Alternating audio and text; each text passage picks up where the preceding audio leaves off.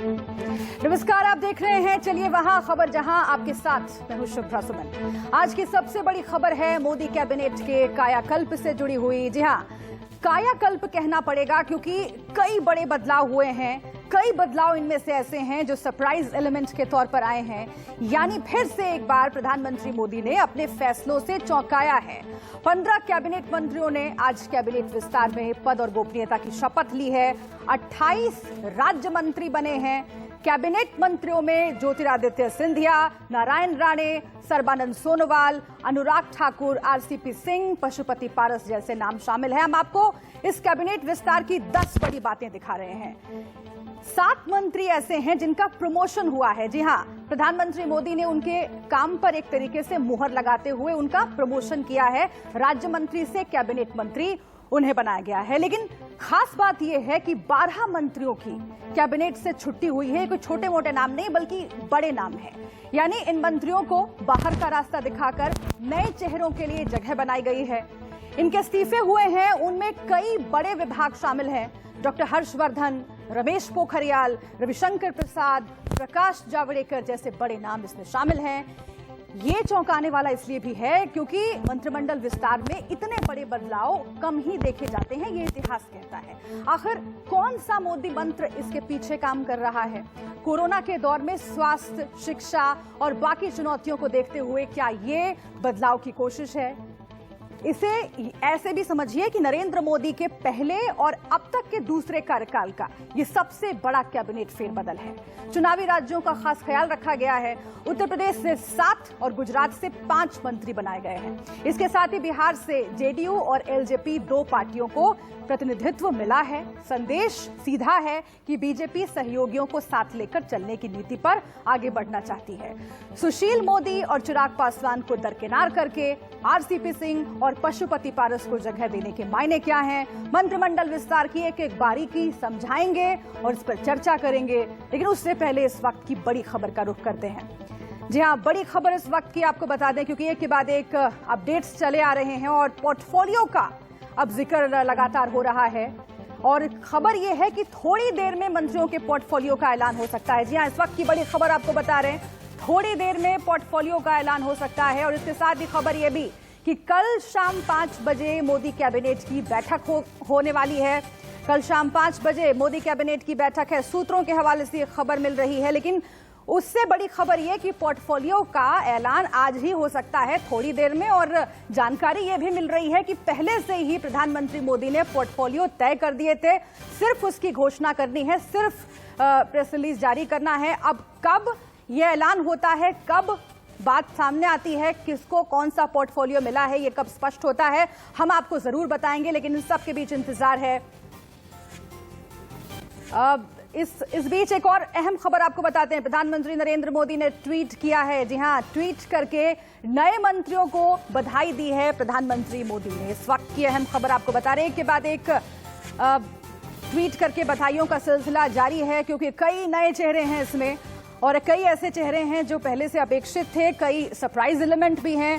प्रधानमंत्री नरेंद्र मोदी ने नए मंत्रियों को ट्वीट करके बधाई दी है। शपथ ग्रहण के वक्त की तस्वीर हम आपको दिखा रहे हैं। ज्योतिरादित्य सिंधिया पर सबकी नजरें थी, सर्बानंद सोनोवाल पर सबकी नजरें थी। एक के बाद एक जैसे जैसे मंत्रियों ने शपथ ग्रहण किया है, इस बात को लेकर के जो चर्चाएं हैं वो भी तेज हो गई हैं कि जो विभाग खाली हुए हैं आखिर वहां पर किसको पदभार दिया जाएगा। और अब से कुछ देर में ये ऐलान हो सकता है, अब से कुछ देर में ये खुलासा हो सकता है। लेकिन इस बीच प्रधानमंत्री मोदी ने ट्वीट करके नए मंत्रियों को बधाई दी है।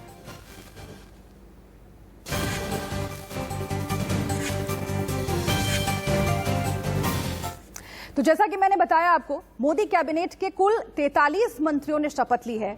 इनमें 15 कैबिनेट मंत्री हैं, 28 राज्य मंत्री हैं, 7 मंत्रियों का प्रमोशन हुआ है, 8 नए कैबिनेट मंत्री बनाए गए हैं, 36 नए चेहरों में 28 राज्य मंत्री बनाए गए हैं। हम आपको हर एक डिटेल इस कैबिनेट की बता रहे हैं।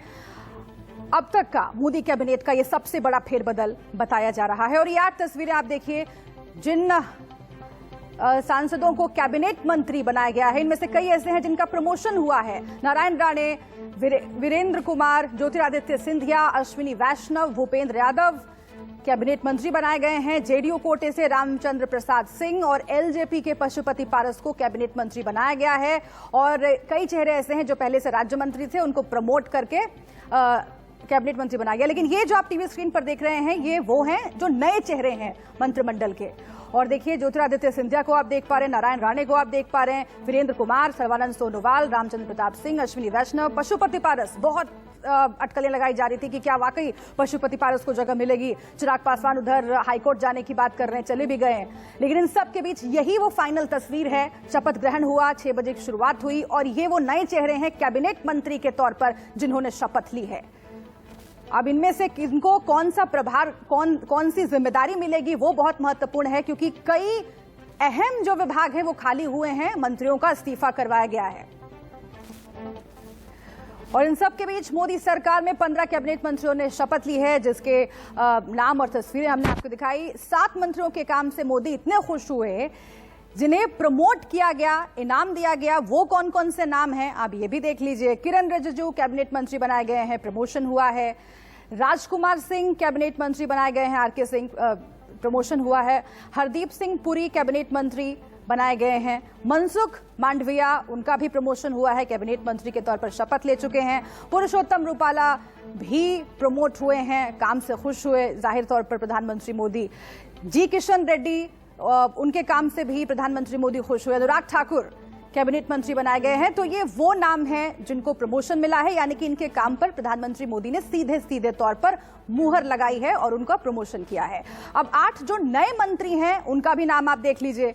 भूपेंद्र यादव कैबिनेट मंत्री बने हैं, नारायण राणे, इसके साथ ही सर्बानंद सोनोवाल, मुख्यमंत्री जो पद है वो खाली किया, आसाम में उसका पुरस्कार मिला है। वीरेंद्र कुमार कैबिनेट मंत्री, ज्योतिरादित्य सिंधिया, रामचंद्र प्रसाद सिंह। लेकिन आप जो टीवी स्क्रीन पर इस वक्त देख रहे हैं, ये तस्वीरें जिनका प्रमोशन हुआ है, ये वो मंत्री जो पहले राज्य मंत्री थे, इनमें से कई स्वतंत्र प्रभार संभाल रहे थे, अब प्रमोट करके कैबिनेट मंत्री बना दिए गए हैं।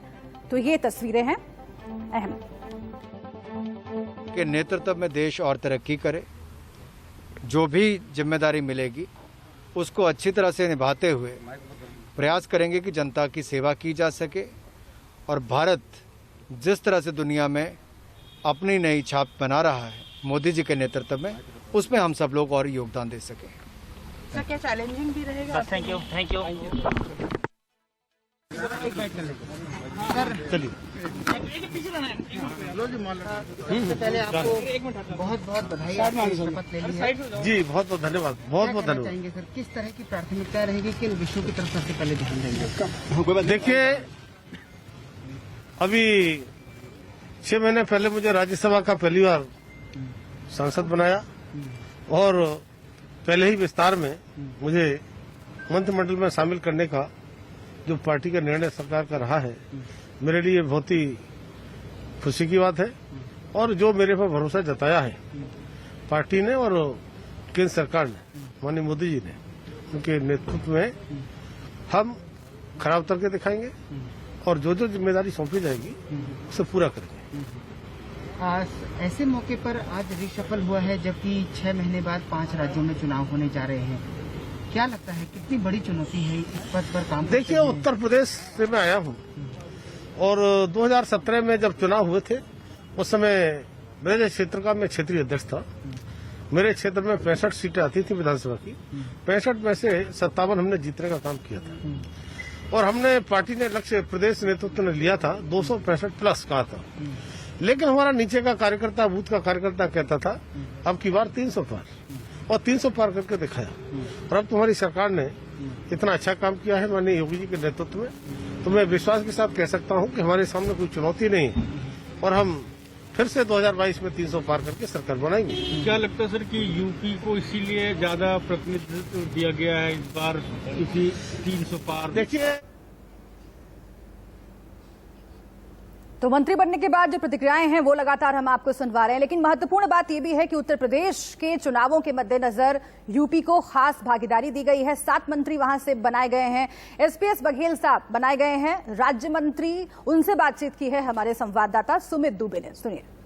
सरकार में शामिल हुए हैं, आगरा से सांसद है, उनसे बातचीत करते हैं। सर, आपको आज मंत्रिमंडल में शामिल किया गया, मंत्रिपरिषद में शामिल किया गया, बहुत दिन के बाद आगरा से किसी को जगह मिली है, इसे कैसे देखते हैं और क्या आपकी प्राथमिकताएं होंगी? आगरा की तरफ से और अपने मतदाताओं की तरफ से माननीय प्रधानमंत्री जी का, माननीय नड्डा जी का, वरिष्ठ नेताओं का, संगठन का आभार प्रकट करना चाहेंगे कि बहुत बहुमत वाली सरकार है और उसमें आगरा को प्रतिनिधित्व दिया गया, इसलिए मैं माननीय प्रधानमंत्री जी का आभार प्रकट करना चाहूँगा। जिस अपेक्षा, उम्मीद, आकांक्षाओं को लेकर के ये जिम्मेदारी दी गई है, पूरी क्षमता से उसका निभाते हुए अंजाम देंगे। यूपी में इलेक्शन होने वाले हैं और इसके मद्देनजर यूपी से भी काफ़ी ज़्यादा रिप्रेजेंटेशन दिया गया। आपको लगता है ये जो कॉम्बिनेशन बनाया गया है और जिस तरीके से हर सेक्शन को रिप्रेजेंटेशन दिया गया है, उससे यूपी के चुनाव पर असर पड़ेगा, विधानसभा चुनाव? निश्चित तौर से पड़ेगा। हालांकि खाली इस जात को लेकर भारतीय जनता पार्टी राजनीति नहीं करती है, राष्ट्रवाद भी रहेगा, विकास भी रहेगा, प्रधानमंत्री की लोक कल्याणकारी योजनाएं हैं, राज्य सरकार की लोक कल्याणकारी योजनाएं हैं, उसके साथ ये भी समीकरण देखा जा रहा है, सीनियरिटी देखी जा रही है, क्षेत्र का बैलेंस देखा जा रहा है, कोई अछूता ना रह जाए। तो प्रधानमंत्री जी ने खूबसूरत गुलदस्ता बनाया है। खूबसूरत गुलदस्ता वो होता है जिसमें हर रंग का फूल, हर किस्म का फूल, हर प्रकार की खुशबू का फूल हो। आज मंत्रिपरिषद में हर प्रकार की खुशबू आ रही है। एक आखिरी सवाल, आप अपनी पॉलिटिकल जर्नी को कैसे देखते हैं? आपने एक पुलिस इंस्पेक्टर के तौर पर शुरू किया था, फिर आप सांसद बने, यूपी गवर्नमेंट में भी मिनिस्टर रहे और अब सेंट्रल गवर्नमेंट में भी मिनिस्टर रहे। जब से मैं चला हूँ मेरी मंजिल पर नजर है, आँखों ने कभी मील का पत्थर नहीं देखा और मेरी जिंदगी एक मसलसल सफर है। मंजिल पे पहुंचा तो मंजिल बढ़ा दी।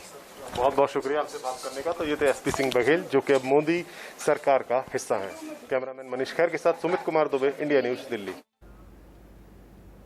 तो देखिए, जिन्हें जगह मिली है मंत्रिमंडल में, उनके चेहरे पर मुस्कान है, शायरी याद आ रही है, लेकिन कई ऐसे भी हैं जो मायूस हैं और कई ऐसे चेहरे हैं जिन्हें मंत्रिमंडल से बाहर का रास्ता दिखा दिया गया।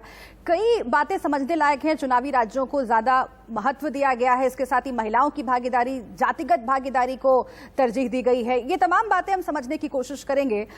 उमाकांत लखेड़ा जी हमारे साथ जुड़े हुए हैं, वरिष्ठ पत्रकार हैं। आपका बहुत बहुत स्वागत है उमाकांत लखेड़ा जी। और धीरे धीरे करके और भी विश्लेषकों को जोड़ के हम समझने की कोशिश करेंगे कि आखिर इस मंत्रिमंडल विस्तार का मोदी मंत्र क्या है। लेकिन लखेड़ा जी, सबसे पहले यही जानना चाहूंगी कि आप तो कई मंत्रिमंडल विस्तार इस तरीके के देख चुके होंगे, लेकिन जितने बड़े फैसले आज लिए गए हैं और खास तौर से चर्चा उन नामों की हो रही है जिन्हें बाहर का रास्ता दिखा दिया गया, और वो कोई छोटे मोटे नाम नहीं है, बड़े पोर्टफोलियो, बड़े नाम जिन्हें इस्तीफा देने के लिए कह दिया गया। अमूमन ऐसा होता नहीं है, क्या लगता है आपको? देखिए, कई बार क्या होता है कि कोई पेशेंट होता है तो पेशेंट के 3-4 तरह की दिक्कतें होती है पेशेंट को, और उसके हाथ में भी पेन है, पैर में भी है, सर में भी है, बाह में भी है, पेट में भी है। तो एक ये जो मौका है, ये जो जिसको कहते हैं कालखंड जिसको कहेंगे, ऐसे मौके पर ये मंत्रिमंडल का विस्तार हुआ जिस पर टोटल पिछले 1.25 साल से भयानक तरीके से कोरोना की छाया है। कोरोना नहीं होता, अगर कोरोना नहीं होता तो क्या होता, ये सूरत होती, मंत्रिमंडल की सूरत होती, और क्या इस तरह से ये प्राथमिकताएं होती है सरकार की। तो बेसिकली प्रधानमंत्री के सामने, प्रधानमंत्री चूंकि मुख्यमंत्री भी रहे हैं, उनको लगता है कि जब सरकार कटघरे में खड़ी होती है, कोरोना में जिस तरह से हमारे देश में हजारों हजार लोग की मृत्यु हुई है, मतलब सरकार के रिकॉर्ड में लाखों की संख्या में लोग हैं, मैं ये मानता हूं कि एक नैरेटिव्स देने की कोशिश की है प्रधानमंत्री ने। उन मंत्रियों को, जैसे हेल्थ मिनिस्टर्स है, उनको बाहर का रास्ता दिखा दिया, क्योंकि इस देश में जो है जब त्राहिमाम मची, ऑक्सीजन, गैस सिलेंडर की कमी, वैक्सीन की कमी और RT-PCR टेस्ट नहीं हो रहे हैं, तमाम तरह के विवाद पैदा हुए और उसमें मंत्रालय गिर गया। ऐसी सूरत में लखेड़ा जी, मैं चाहती हूँ कि जो बाकी 2 मंत्रालय जिनके बारे में बाद में जानकारी आई, उस पर जरा बात की जाए, क्योंकि स्वास्थ्य विभाग और शिक्षा विभाग की हम खूब चर्चा कर रहे हैं, सुबह से ही चर्चा कर रहे हैं, जब से ये खबर आई कि दोनों ने इस्तीफा दिया है, डॉक्टर हर्षवर्धन ने और पोखरियाल साहब ने। लेकिन ये जो अचानक खबर आ गई, ब्रेकिंग न्यूज आ गई कि रविशंकर प्रसाद ने भी इस्तीफा दे दिया है और प्रकाश जावड़ेकर ने भी इस्तीफा दे दिया है। स्वास्थ्य और शिक्षा हम समझ सकते हैं कि 2 ऐसे विभाग रहे जो बहुत प्रभावित हुए कोरोना काल में, और उस वजह से तमाम सवाल भी खड़े हो रहे थे। लेकिन रविशंकर प्रसाद और प्रकाश जावड़ेकर के जाने की वजह आप क्या देखते हैं? देखिए, मैं आपको देखिए बहुत बात बता दूं, क्योंकि मैंने कुछ मतलब कम से कम 20-25 साल तक यही चीजें कवर की मैंने। मैं ये देखता हूं कि देखिए, आप बाहर से लगता है कि मंत्री बहुत अच्छा है, मतलब चेहरा मोहरा बहुत अच्छा है, अच्छा बोल देता है, अच्छी बातें करता है, लिखा पढ़ा है, हिंदी में, अंग्रेजी में, क्षेत्रीय भाषा में बोल लेता है, सरकार का केस को बहुत अच्छा प्रेजेंट कर देता है। लेकिन इस सब के बावजूद भी क्या होता है कि जिसको अंग्रेजी में ट्रस्ट ऑफ डेफिसिट बोलते हैं, विश्वास का संकट बोलते हैं, कहीं ना कहीं उनके कामकाज में बिटवीन द लाइन कोई ऐसा विश्वास का संकट होता है जिसके बारे में बाहर की दुनिया को महीनों बाद पता लगता है। जैसे राजीव प्रताप रूडी बिहार के छपरा से मेंबर ऑफ पार्लियामेंट हैं, वो पिछले शुरुआत में ही वो मंत्री बनाए गए थे और उनको उसके बाद जो पिछला कार्यकाल था उसके पिछले कार्यकाल में बीच में हटा दिया उनको। 2014 से 19 का जो कार्यकाल था उसी में उनको हटा दिया बीच में। तो इसलिए हटाया कि उनके खिलाफ कुछ ऐसे जघन्य आरोप थे, सनसनीखेज आरोप थे, जो फाइलें सीधा प्रधानमंत्री को पहुंची और वो उसके बाद वो लोकसभा का चुनाव भी जीत के दोबारा आ गए छपरा से। लेकिन उनको दोबारा मंत्रिमंडल बनाने की विचार तो दूर सोचा भी नहीं गया राजीव प्रताप रूडी को, जबकि वो बहुत अच्छे हैं, छात्र नेता थे। तो ऐसे ही इन दोनों मंत्रियों के मामले में ठीक है, आप कह रहे हैं कि सामने से भले कुछ गड़बड़ ना दिखाई दे रही हो, लेकिन कुछ ऐसी पर्दादारी थी जो कि हमें मालूम नहीं है, लेकिन प्रधानमंत्री मोदी तक वो फीडबैक पहुंचा होगा जाहिर तौर पर, और इसीलिए उन्हें हटाया गया, नए चेहरों के लिए जगह बनाई गई है। मैं और भी बात करूंगी आपके साथ, क्योंकि उत्तर प्रदेश की खूब चर्चा हो रही है। 7 चेहरे उत्तर प्रदेश के शामिल हुए हैं और अब कुल मिलाकर के यूपी से जो मंत्रियों की संख्या आप देखिए 15 हो गई है। उत्तर प्रदेश के चुनावों को देखते हुए बहुत महत्वपूर्ण है। और बिहार की भी बात करेंगे, अब पशुपति पारस जी शामिल हो गए हैं मोदी की टीम में, इसका क्या मतलब है? आरसीपी सिंह साहब को भी जगह मिल गई है। जेडीयू एलजेपी की बात करेंगे बिहार में और उत्तर प्रदेश की भी बात करेंगे। इसके साथ ही हमारे साथ जुड़ जाएंगे हेमंत तिवारी जी भी, वरिष्ठ पत्रकार, उनके पास चलेंगे। एक छोटे से ब्रेक के लिए रुकते हैं, आप देखते रहिए चलिए वहां खबर जहां।